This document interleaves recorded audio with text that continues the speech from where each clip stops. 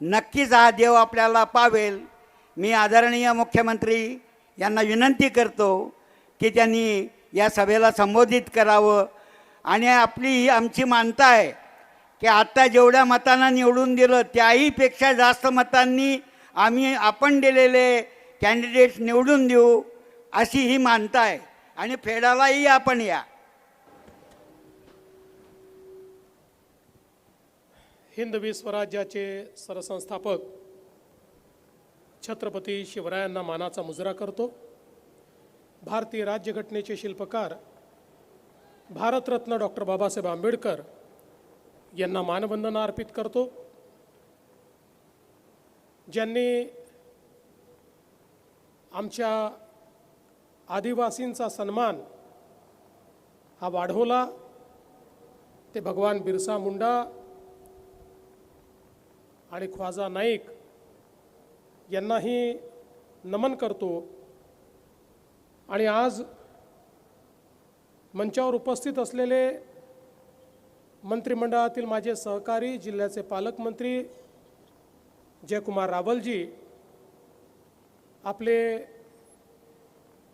टेक्स्टाईल्सचे मंत्री संजय सावकारेजी, ज्यांनी शिरपूर पॅटर्नच्या माध्यमातून एक नेता आपल्या शहरामध्ये किती परिवर्तन घडवू शकतो हे केवळ महाराष्ट्राला नाही तर उभ्या भारताला दाखवून दिलं. ते आमदार अमरीशभाई पटेल, लोकप्रिय आमदार काशीराम पावराजी, राजेश पाडवीजी, मंजुळाताई गावित, अनुप अग्रवालजी, राम भदाणेजी, आमशा पाडवीजी, शिरीष नाईकजी, डॉक्टर सुभाष भामरे, डॉक्टर हिनाताई गावित, राजवर्धन कदमबांडे, कुणाल पाटील, विजय चौधरी, शिरीष चौधरी, रामकृष्ण खलाणे, भूपेशभाई पटेल, श्रीमती मायादेवी परदेशी, चिंतनभाई पटेल, विलेपार्ले केवणी मंडळाचे सर्व विश्वस्त, जिल्हाधिकारी भाग्यश्री विस्पुते आणि विशेषतः पटेल कुटुंबातील सर्व कुटुंबीय आणि उपस्थित माझ्या सर्व माता भगिनी आणि बंधूंनो, आज मला अतिशय आनंद आहे की इतक्या सुंदर प्रकल्पांच्या उद्घाटनाची संधी मला मिळाली. आणि त्यातले अनेक प्रकल्प असे आहेत की ज्याचं भूमिपूजनही मीच करून गेलो होतो आणि पुन्हा उद्घाटनाकरता देखील आपण मलाच त्याची संधी दिली. त्याबद्दल अमरीशभाईंचं मी मनापासून त्यांचे आभार मानतो. खरं म्हणजे आपला देश स्वतंत्र झाल्यानंतर आपला पहिला नारा काय होता तर प्रत्येकाला अन्न वस्त्र निवारा मिळाला पाहिजे, हा आपला नारा होता. हळूहळू बहुतांश लोकांची अन्नाची, वस्त्रांची, निवाऱ्याची समस्या ही आपल्या देशामध्ये सुटायला लागली. पण आज अन्न वस्त्र निवाऱ्यासोबत सगळ्यात मोठी गरज आहे ती शिक्षण, आरोग्य आणि रोजगाराची. पढ़ाई, दवाई और कमाई या तीन गोष्टी आज प्रत्येक व्यक्तीकरता अत्यंत महत्त्वाच्या आहेत. आणि नेमकी ही गोष्ट जर कोण्या द्रष्ट्या नेत्याच्या त्या ठिकाणी मनामध्ये आली असेल तर त्या नेत्याचं नाव आहे अमरीशभाई पटेल.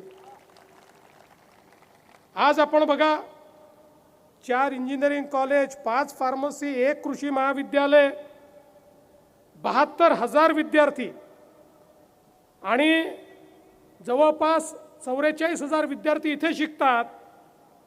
15,000 इंजिनियर झाले, 8,000 फार्मसिस्ट झाले. आणि या सगळ्यांना महाराष्ट्राच्या विकसित भागामध्ये अत्यंत मोठ्या प्रमाणात त्या ठिकाणी चांगल्या पदांवर नोकऱ्या मिळाल्या. आपण जर बघितलं तर आज ज्या प्रकारचे कॉलेजेस, शाळा शिरपूरमध्ये आहेत, मी दाव्यानं सांगतो महाराष्ट्रातल्या मोठ्या शहरांमध्ये देखील इतक्या सुंदर शाळा कॉलेजेस आपल्याला पाहायला मिळत नाही. आणि एक गोष्ट निश्चित आहे, आपण अनेक वेळा पुण्याच्या विकासाचं मॉडेल बघतो. पुण्याच्या विकासाचं जे मॉडेल आहे, पुणे हे आपलं इंडस्ट्रीचं शहर आहे, ते आपलं IT चं शहर आहे, ते आपलं टेक्नॉलॉजीचं शहर आहे. पण हे का घडू शकलं याचं कारण, पहिल्यांदा पुणे हे शैक्षणिक शहर झालं, त्या ठिकाणी उत्तम शिक्षण संस्था तयार झाल्या, त्या ठिकाणी उत्तम मानव संसाधन तयार झालं आणि त्यातून या सगळ्या इंडस्ट्रीज पुण्यामध्ये आलेल्या आपण बघितल्या. 20व्या शतकामध्ये आणि 21व्या शतकाच्या सुरुवातीला देखील कदाचित कॅपिटल म्हणजे पैसा हा विकासाकरता, इंडस्ट्रीकरता महत्त्वाचा होता. पण 21व्या शतकामध्ये इंडस्ट्री पैशाकरता नाही, इंडस्ट्री मानव संसाधन कुठे आहे, उत्तम शिक्षित लोक, उत्तम ट्रेन मॅनपॉवर कुठे आहे हे बघते आणि त्या ठिकाणी स्वतःला नेत असते. आणि म्हणून जगाच्या पाठीवर आता त्याच शहरांचा विकास होतो आहे ज्या शहरामध्ये उत्तम दर्जेदार क्वालिटी शिक्षणाची व्यवस्था आहे, जे शिक्षण आधुनिकही आहे, जे कौशल्य एम्बेडेडही आहे. अशा प्रकारचं शिक्षण हे खऱ्या अर्थानं एक प्रकारचं इकॉनॉमिक अर्थव्यवस्थेचं मॅग्नेट झालं आहे, चुंबक झालं आहे. आणि म्हणूनच आपण बघा, KG to PG सगळ्या प्रकारच्या ज्या संस्था या ठिकाणी सुरू झालेल्या आहेत, त्यामुळे शिरपूर सारख्या छोट्याशा गावातनं संपूर्ण महाराष्ट्राला आज आपण मानव संसाधन पुरवतो. आज आम्ही ज्या इंजिनिअरिंग कॉलेजचं उद्घाटन केलं, आम्ही ज्या नर्सिंग कॉलेजचं उद्घाटन केलं आणि त्याहीपेक्षा महत्त्वाचं ज्या हॉस्पिटलचं आम्ही उद्घाटन केलं, शिरपूर सारख्या ठिकाणी इतकं आधुनिक हॉस्पिटल असू शकतं हे जर कोणाला सांगितलं तर तो तुम्हाला वेड्यात काढेल. तिथे येऊनच तुम्हाला बघावं लागेल. आणि मी तुम्हाला दाव्याने सांगतो, मी देशातले सगळे उत्तम हॉस्पिटल पाहिले आहेत, सगळे उत्तम हॉस्पिटल. पण आज त्याही हॉस्पिटलला लाजवेल अशा प्रकारचं हॉस्पिटल हे शिरपूरमध्ये तयार झालं आहे. अमरीश भाईंना मी एका गोष्टीकरता नेहमी धन्यवाद देतो की त्यांची जी दृष्टी आहे, क्वालिटीशी ते कधी कॉम्प्रोमाइज करत नाहीत. स्वप्न पाहायचं तर मोठंच बघायचं, स्वप्न पाहायचं तर उत्तमच बघायचं. आज मी तुम्हाला सांगतो, अमरीश भाईचं आणि केळवणी मंडळाचं याकरता मी अभिनंदन करेन की हेच हॉस्पिटल मुंबईमध्ये, पुण्यामध्ये, नागपूरमध्ये उघडलं असतं तर आज शेकडो कोटी रुपये कमवता आले असते अशा प्रकारच्या हॉस्पिटलच्या माध्यमातून. पण या सगळ्यांनी हा विचार केला की नाही, हा आदिवासी भाग आहे, या भागामध्ये असं हॉस्पिटल आलं पाहिजे आणि ते हॉस्पिटल या ठिकाणी उघडलं. आणि म्हणून पढाई असेल किंवा दवाई असेल, या दोन्ही बाबतीत त्यांनी केलेलं जे कार्य आहे हे मला असं वाटतं अत्यंत महत्त्वाचं आहे. आणि विशेषतः आदिवासी भागामध्ये शाळा उघडणं असेल किंवा आदिवासी मुलांकरता सुपर 50 सारखी योजना असेल, मी स्वतः मागच्या काळात त्या ठिकाणी भेट दिली आणि आमच्या आदिवासी मुलांचा जो कॉन्फिडन्स मला पाहायला मिळाला, मला असं वाटलं की खऱ्या अर्थानं आदिवासी समाजाच्या कल्याणाची संकल्पना ही कुठे राबवली जात असेल तर ती अमरीशभाईंच्या शाळेमध्ये राबवली जाते, हे मला या ठिकाणी पाहायला मिळालं. आणि त्यासोबत पढाई आणि दवाई सोबत कमाई हा देखील महत्त्वाचा मुद्दा आहे, रोजगाराची निर्मिती. आज आपण बघा, ज्या टेक्स्टाईल मिलचं आम्ही या ठिकाणी आज उद्घाटन केलं. खऱ्या अर्थानं यान असेल किंवा कापड असेल, दोन्ही ठिकाणी जगातल्या सगळ्यात आधुनिक अशा प्रकारच्या मशिनरीज आणून जे कपडे या ठिकाणी बनतायत आणि यापूर्वीही जे कपडे ते बनवत होते, आपल्या सगळ्यांना याचा अभिमान वाटला पाहिजे की जगाच्या प्रगत देशांमध्ये आपल्या शिरपूरचा कपडा चाललेला आहे. युरोप असेल, अमेरिका असेल, त्यांना हवे असलेले कपडे हे आपल्या शिरपूरमध्ये बनवण्याचं काम हे त्यांच्या माध्यमातून झालं. आणि या निमित्ताने जी काही रोजगाराची निर्मिती वेगवेगळ्या उपक्रमांमधनं त्यांनी केली. आणि आपण बघा, आज इतक्या मोठ्या प्रमाणात विद्यार्थी जर शिकायला आले तर त्यातनंही रोजगाराची निर्मिती होते. त्यांच्या राहण्याकरता व्यवस्था कराव्या लागतात, त्याकरता वेगवेगळ्या प्रकारची खरेदी ते करत असतात, वेगवेगळ्या ठिकाणी ते जात असतात, इथे पैसा खर्च करत असतात, त्यामुळे त्यातनं रोजगाराची निर्मिती होते. आणि सर्वात जास्त रोजगाराची निर्मिती आपण जर बघितलं तर ती सेवा क्षेत्रातनं होते. म्हणजे शिक्षणाचं क्षेत्र आणि हॉस्पिटॅलिटी किंवा वैद्यकीय क्षेत्र हे क्षेत्र सर्वात जास्त रोजगाराची निर्मिती करत असतात. आणि तेच क्षेत्र आज या ठिकाणी विकसित करण्याचं काम हे अमरीश भाईंनी केलेलं आहे.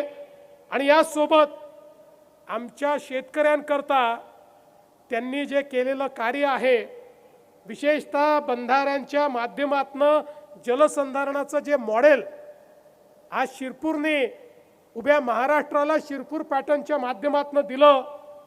ज्या भागामध्ये पाणी खाली गेलं होतं, खोल गेलं होतं, दुष्काळी होतं, आज तो भाग पाणीदार करण्याचं काम हे या ठिकाणी ज्या प्रकारे अमरीशभाईंच्या माध्यमातून झालं आहे. आणि म्हणून अमरीशभाई, मी तुमचं मनापासून अभिनंदन करतो की जे जे समाजातल्या लोकांना पाहिजे आहे ते या ठिकाणी करण्याचं काम हे तुम्ही केलेलं आहे. आणि हे सगळं करत असताना आज आपण जर बघितलं तर वेगवेगळ्या पद्धतीनं या ठिकाणी आपण आपले प्रधानमंत्री माननीय नरेंद्र मोदीजी यांनी आपल्याला जो दिलेला संदेश आहे, विकास भी और विरासत भी, आमचा जो वारसा आहे तो वारसाही टिकला पाहिजे. आणि म्हणून आज आपले दैवत देवमोगरा माता, त्याचप्रमाणे भगवान बिरसा मुंडा, क्रांतीवीर ख्वाजाजी नाईक यांचीही अतिशय सुंदर मंदिर आणि स्मारकं ही तयार करण्याचं काम या ठिकाणी करण्यात आलं. त्याही बद्दल मी आपल्याला मनापासून आपलं अभिनंदन करतो. आज मला या निमित्ताने सांगायचं आहे की विशेषतः ज्याचा उल्लेख पालकमंत्री महोदयांनी केला, मी अमरीशभाई तुम्हाला हे सांगू इच्छितो, या शिरपूरला, या तालुक्याला तुमच्यासारखा पालक मिळाल्यानंतर दुसऱ्या पालकाची आवश्यकता काय आहे. पण पालक म्हणून नाही, या तालुक्याचा एक भाऊ म्हणून, तुमचा एक लहान भाऊ म्हणून या सगळ्या विकासामध्ये तुम्हाला जिथे जिथे माझ्या मदतीची गरज पडेल, मी पूर्ण शक्तीने तुमच्यासोबत, आपल्या आमदार साहेबांसोबत या ठिकाणी निश्चितपणे उभा आहे. मला सांगताना एक गोष्ट अजून सांगावीशी वाटते. आपण धुळे जिल्ह्याला आकांक्षी जिल्ह्यामध्ये समाविष्ट केलं.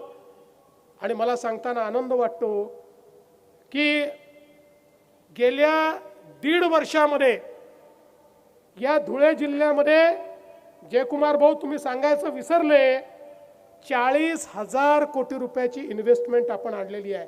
40,000 कोटी रुपयाची. आता धुळे मागास राहणार नाही. ज्या पद्धतीनं औद्योगिक इन्व्हेस्टमेंट ही या ठिकाणी येते आहे, मला असं वाटतं की त्यामुळे खूप मोठ्या प्रमाणात आता आपल्याला या ठिकाणी रोजगाराची निर्मिती होणार आहे. मी तर नेहमी सांगतो, पूर्वी मुंबई हे एक केवळ मॅग्नेट होतं. मग पुणे झालं, मग MMR रिजन झाला, आता आम्ही नाशिक असेल, त्यासोबत नगर असेल, त्यासोबत छत्रपती संभाजीनगर असेल, नागपूर असेल, गडचिरोली असेल, हे सगळे इंडस्ट्रीयल मॅग्नेट तयार केले. पण तुम्हाला मी मागेही सांगितलं आणि आजही सांगतो, पुढचं इंडस्ट्रीयल मॅग्नेट हे धुळे आणि नंदुरबार असणार आहे. आज इतक्या मोठ्या प्रमाणात इन्व्हेस्टमेंटच्या अपॉर्च्युनिटीज आपल्या धुळ्यामध्ये या ठिकाणी येत आहेत. आता नुकतंच केमिकल आणि अन्न प्रक्रिया क्षेत्रात जवळपास 1600 कोटी रुपयाची इन्व्हेस्टमेंट ही आपल्या धुळ्यामध्ये आम्ही फायनल केली आहे.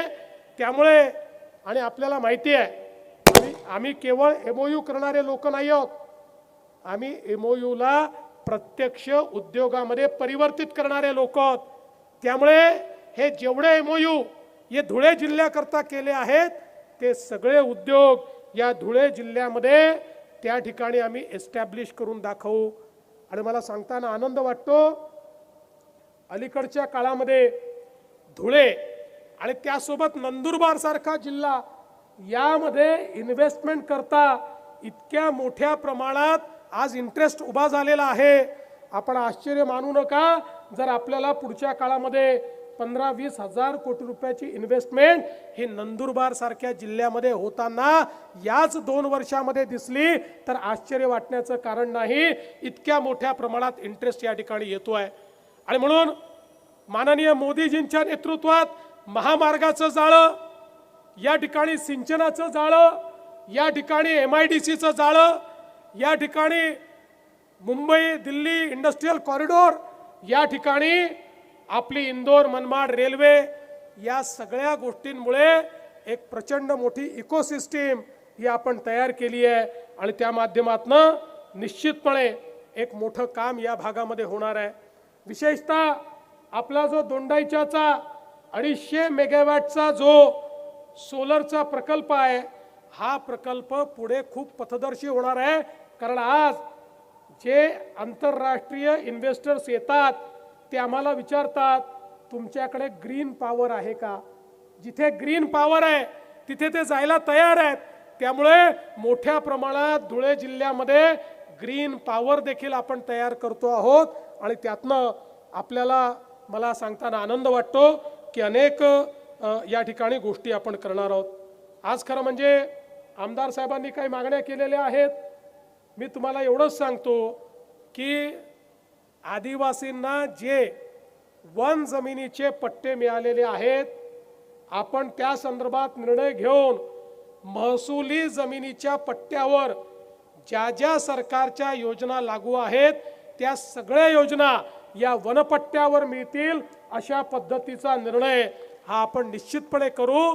आणि आपल्या आदिवासी बांधवांना या ठिकाणी दिलासा देऊ. आपण अनेक विषय मांडलेत, त्या सगळ्या विषयांवर आपण कारवाई करू हे मी आपल्याला सांगतो. आमच्या अमरीश भाईंनी या ठिकाणी MIDCचा एक मागणी केली आहे. निश्चितपणे अमरीश भाई तुम्ही आम्हाला जागा सांगा कुठे करता येईल, मी स्वतः पुढाकार घेऊन या ठिकाणी MIDC तयार करण्याकरता आमच्या मंत्र्यांना सांगेन. आणि त्यासोबत आपण IT पार्कबद्दल देखील बोललात. आपण पहिल्यांदा तुम्ही आणि मी आणि जयकुमार भाऊ मिळून इथे एक अँकर इन्व्हेस्टर शोधू. IT पार्क करणं सोपं आहे, पण जोपर्यंत अँकर इन्व्हेस्टर येत नाही तोपर्यंत केवळ इन्फ्रास्ट्रक्चर राहतं. पण आपण मनामध्ये आणलं तर निश्चितपणे IT पार्क करणं हे काही फार कठीण नाही आहे. अँकर इन्व्हेस्टर शोधणंही कठीण नाही आहे. आज मी याकरता त्याचा शब्द देत नाही की पहिल्यांदा आपण काम करू आणि मग या ठिकाणी तो IT पार्क आपण एस्टॅब्लिश करण्याचा प्रयत्न करू. आपण अरुणावती नदीवर 5 बंधारे करण्याची मागणी केली आहे. निश्चितपणे या बंधाऱ्याला आम्ही मान्यता देऊ आणि अशा प्रकारचे बंधारे या ठिकाणी आपण करू. आज खरं म्हणजे अनेक गोष्टी या ठिकाणी ज्या काही झाल्या, विशेषतः जिल्हाधिकाऱ्यांचं आणि पालकमंत्र्यांचंही मी अभिनंदन करेन की त्यांनी आज आपल्या संपूर्ण जिल्ह्याच्या कारभारामध्ये आर्टिफिशियल इंटेलिजन्सच्या माध्यमातून एक असं इंजिन तयार केलेलं आहे की ज्यामुळे गतिशीलता वाढेल, पारदर्शिता वाढेल आणि ज्यामुळे लोकांची कामं होणं हे अत्यंत सोपं होईल. आणि म्हणून मी जिल्हाधिकारी आणि पालकमंत्र्यांचं देखील अतिशय मनापासनं या ठिकाणी अभिनंदन करतो. आणि मला असं वाटतं की आमच्या अमरीशभाईंनी जी केलेली कामं आहेत, ही सगळी कामं पाहिल्यानंतर मला त्यांच्याकरता हे म्हणावंसं वाटतं कि हवा की जद में रहकर भी जो बुझने नहीं पाता वो दीपक अपनी मिट्टी की गवाही दे ही जाता है. तराशा है आपने यूं ही नहीं कच्चे जहनों को, तराशा है आपने यूं ही नहीं कच्चे जहनों को कि पत्थर भी अगर चमके तो मूर्त बन जाता है. अशा प्रकारचं कार्य अमरीशभाई तुम्ही या ठिकाणी केलेलं आहे. आणि म्हणून मनापासनं मी तुमचं अभिनंदन करतो. आणि एखादा नेता चोरून नेता आला असता तर मी अमरीशभाईला नक्की चोरून नेलं असतं, पण अशी कुठलीही सोय नसल्यामुळे शिरपूरकरांच्या सेवेमध्ये त्यांना या ठिकाणी ठेवतो. आज जे शिरपूर त्यांनी बदललेलं आहे, अशाच पद्धतीनं यापुढे देखील अनेक प्लॅन त्यांचे आहेत. आज मला ते सांगत होते, जाता जाता मला तेही सांगितलं पाहिजे, एक अतिशय चांगली ड्रायव्हिंग स्कूल ते तयार करतायत. द्रष्टा नेता कसा असतो तर त्या ठिकाणी आपल्याला माहिती आहे की आपल्या देशामध्ये आणि परदेशामध्ये ड्रायव्हिंग वेगवेगळ्या बाजूनं होतं. लेफ्ट हँड ड्राईव्ह आणि राईट हँड ड्राईव्ह अशा पद्धतीनं दोघांमध्ये फरक आहे. त्यांच्या ड्रायव्हिंग स्कूलमध्ये परदेशात चालवता येईल या दृष्टीनं ते व्यवस्था करणार आहेत. आणि त्यासोबत त्यांना जर्मन भाषा असेल किंवा इतर भाषा ही जुजबी शिकवण्याचं काम म्हणजे या ड्रायव्हिंग स्कूलमध्ये शिकलेला प्रत्येक ड्रायव्हर हा किमान 2 ते 2.5 लाख रुपयाचा पगार हा परदेशामध्ये कमवेल. अशा प्रकारची दृष्टी ठेवणाऱ्या अमरीशभाईंचं आणि त्यांना यामध्ये मदत करणाऱ्या त्यांच्या संपूर्ण परिवाराचं आणि त्यासोबत केळवणी मंडळ हा जो त्यांचा दुसरा परिवार आहे त्यांचंही मनापासून अभिनंदन करतो. आणि चांगल्या कार्यक्रमाला आपण मला बोलवलं त्याबद्दल आपले आभार मानून मी माझे 2 शब्द संपवतो. धन्यवाद.